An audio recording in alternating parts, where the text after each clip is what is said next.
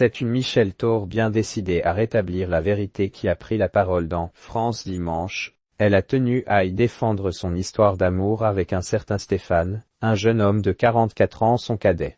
Voilà déjà plusieurs mois que les rumeurs vont bon train au sujet de la nouvelle histoire d'amour de Michel Thor. La chanteuse de 77 ans a donc tenu à mettre les choses au clair dans France Dimanche. Et à elle de défendre publiquement sa romance très décriée avec un certain Stéphane, un homme de 44 ans son cadet originaire d'Afrique. Michel Thor raconte son histoire avec Stéphane. Il y a 1000 façons d'aimer. D'ailleurs, elle a donné le ton dès le début de l'entretien. Beaucoup racontent n'importe quoi au sujet de mon histoire avec Stéphane. Je reçois de très jolis témoignages, mais vois aussi passer des choses abominables sur les réseaux, a-t-elle d'abord déploré.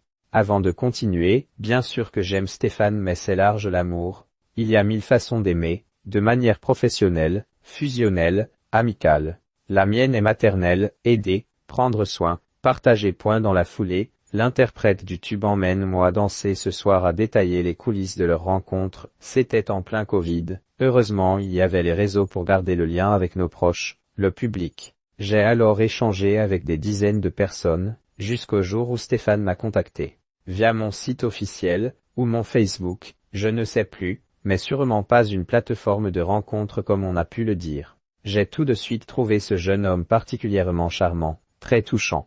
Nous avons de plus en plus sympathisé, au point de vouloir nous connaître davantage. Michel Thor lucide sur sa relation avec Stéphane. Un jour il rencontrera quelqu'un. La suite de leur idylle se passe en Côte d'Ivoire, pays natal de son cher et tendre qu'elle a donc découvert sur place à 3 reprises.